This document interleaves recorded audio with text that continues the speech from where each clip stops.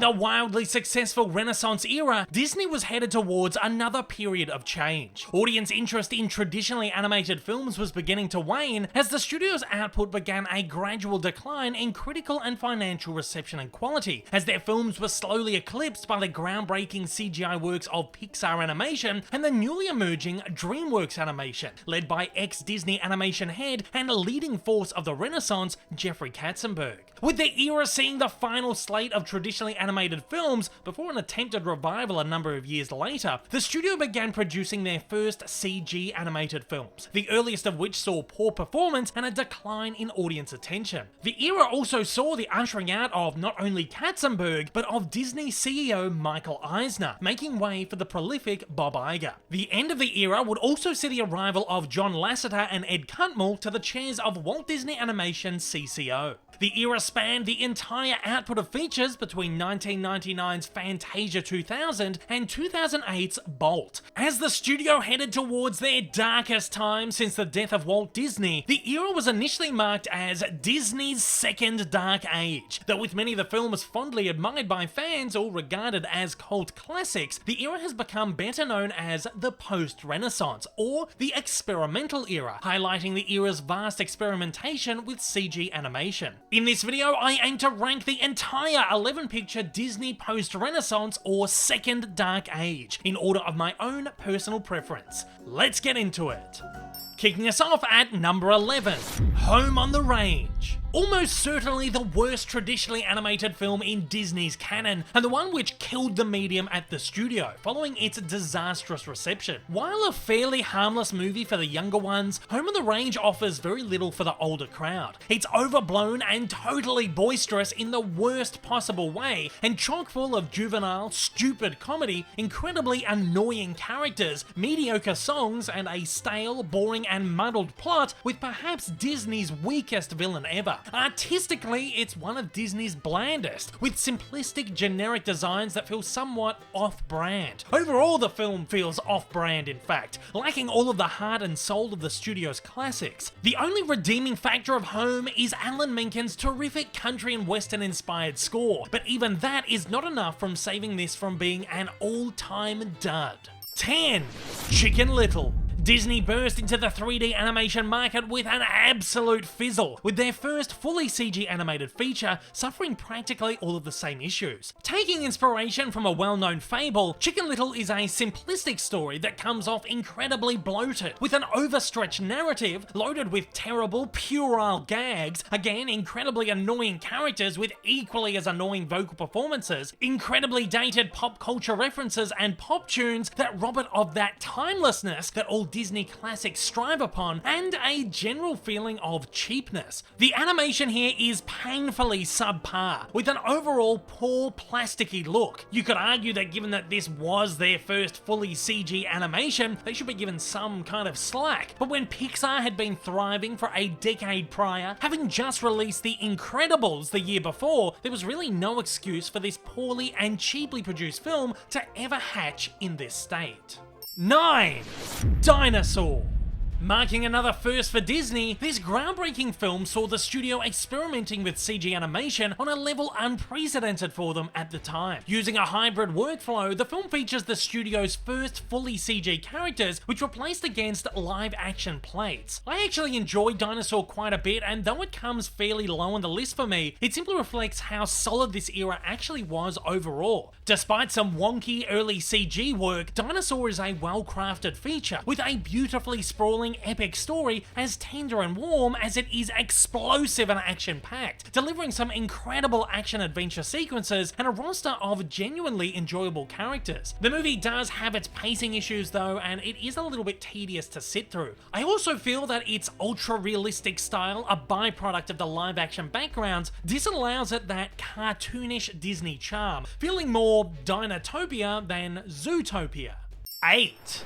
Brother Bear. While Brother Bear tells a gorgeously touching story with beautiful morals and great characters, it's one that's incredibly muddled and ill-paced. Kicking off with a super serious intro sequence, it soon spirals into an overly cutesy, family-oriented fantasy comedy. While both the dramatic and goofy styles work incredibly well for their respective sequences, there's such a stark contrast that they feel they belong to two completely different films, making for a jarring and uneven experience. With that intro running at 25 minutes, it takes up an enormous chunk of the movie's short runtime, leaving only 60 minutes for the main narrative, ultimately leaving it feeling completely rushed. Regardless, the film's art style works well, and I particularly love the stunning Yukon-inspired background vistas and the superb pastel palette. As a fan of Phil Collins, it's also a bonus to hear his work, though it's nowhere near as great as his Tarzan soundtrack. 7. Treasure Planet. Directed by the legendary Ron Clements and John Musker, and penned by Pirates of the Caribbean scribes Ted Elliott and Terry Rossio, Treasure Planet is a film that should fire on all cylinders. However, it's one that I've unfortunately never been able to find any real emotional connection in, despite so desperately trying to unearth its treasure over multiple viewings. Regardless, it's a film I have a strange appreciation for. It's an exciting, visually stunning adventure full of great heart, fantastic characters, and a terrific cast. The sci-fi twist on the classic Treasure Island is so incredibly inventive that I continually feel drawn to it somehow, but its excessive use of CG in a predominantly traditional animation doesn't appeal to me at all. I think maybe it's a movie that seems so terrific on the surface, but never quite hits its mark for me personally. Despite never being able to find that personal connection, it is a movie I just can't help but be in awe of. 6. Fantasia 2000. Walt Disney's original plan for his masterpiece Fantasia was to re-release it every few years, with some sequences removed and some added. Fantasia 2000 takes this unrealized idea and imagines its shape in the new millennium. At its core, 2000 gets the heart of the original down beautifully, but it doesn't work as well. While I have a huge respect and admiration for most of the sequences, which are gorgeously animated and exquisitely realized, they don't seem to complement each other as well as those in the original, which were all tied together thematically and artistically, culminating in a perfectly visceral exploration of the art of animation. The selection of musical numbers in 2000 is instead eclectic and hodgepodge, equating to a less coherent film that is really nothing more than a stitched up demo reel showcasing animation at its 21st century tipping point, a last hurrah to high budget traditional animation, and an ushering in of the wonders of somewhat iffy computer animation. 5. Meet the Robinsons. On the surface, this looked like another stinker in a long line of flops. However, this surprisingly fantastic film easily sneaks itself into my top 5 of the era. For what was only their second fully CG animated feature, Meet the Robinsons is a beautifully animated film, with fantastic character designs and dazzling colours. It has an eclectic cast of characters who are both zany and hilarious, and while the narrative is a little muddled, it has a beautifully heartfelt story with a lot of punch and plenty of legitimately surprising twists and turns, keeping it exciting from beginning to end. Where the story lacks in focus and consistency in some areas, often trying to do too much, it makes up for in pure fun and excitement in others, completely outweighing any of its flaws. While this doesn't exactly feel like Disney, it's a highly enjoyable madcap screwball adventure that is leaps above its near awful predecessor, Chicken Little. 4. Atlantis, The Lost Empire. Quite possibly the era's most underappreciated film. This is one of the most fun and exciting Disney features ever released. Much like Robinsons and others from the era, this doesn't exactly have that trademark Disney feel, taking a darker, more serious tone, but it works so fantastically. Atlantis is the film I have always wanted Treasure Planet to be for me, a gorgeously visceral experience on a grand scale, unlike anything else Disney has ever offered up in animated form. The movie melds CG and traditional animation tastefully and effectively, and its action and adventure sequences are plentiful and unmatched. While taking obvious cues from grand sci-fi adventure pulps from the likes of Jules Verne and H.G. Wells, it still manages to exude originality. While I do have an issue with the number of characters squeezed into it, allowing for less development and a less emotional finale, the cast of characters and their vocal performers additionally make for a wildly enjoyable film. 3.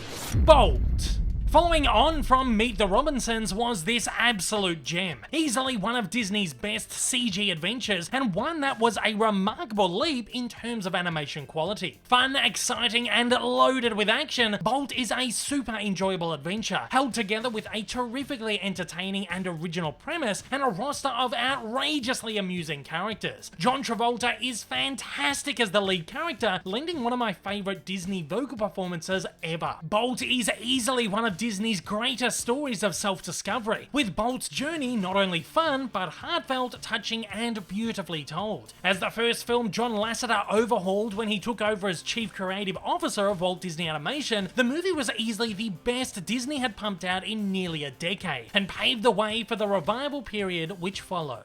2. The Emperor's New Groove.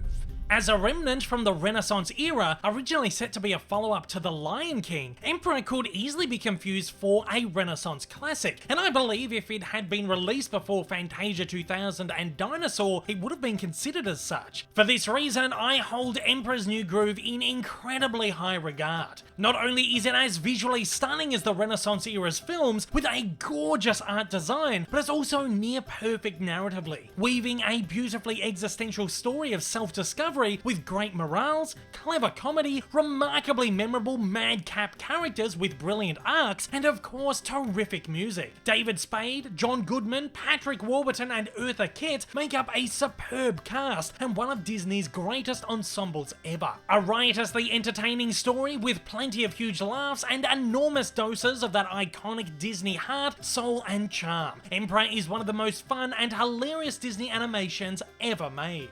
And coming in as my number 1 Disney post-Renaissance film, Lilo and Stitch. One cannot simply look past the incredible joy that is Lilo and Stitch, one of the most heartfelt and beautiful animations, nay movies, ever put out by any studio. Much like Emperor and Bolt, Lilo and Stitch tells a wonderfully gorgeous story of self-discovery, with its two lead characters finding hope and happiness in their unlikely friendship. However, it does it with so much more gusto and incredible elegance. The movie simply oozes all the feels, making it impossible to escape with dry eyes. Whether that's from laughing uncontrollably at the movie's terrific gag work, the best since the studio's golden era, or from crying uncontrollably at its super sweet story. Visually, the movie is stunning as well, utilizing a gorgeous soft palette of beautiful blues, reds and oranges, an absolute treat for the eyes. Cap it all off with a soundtrack featuring some of my favorite Elvis tracks, and you have an absolute winner on your hands.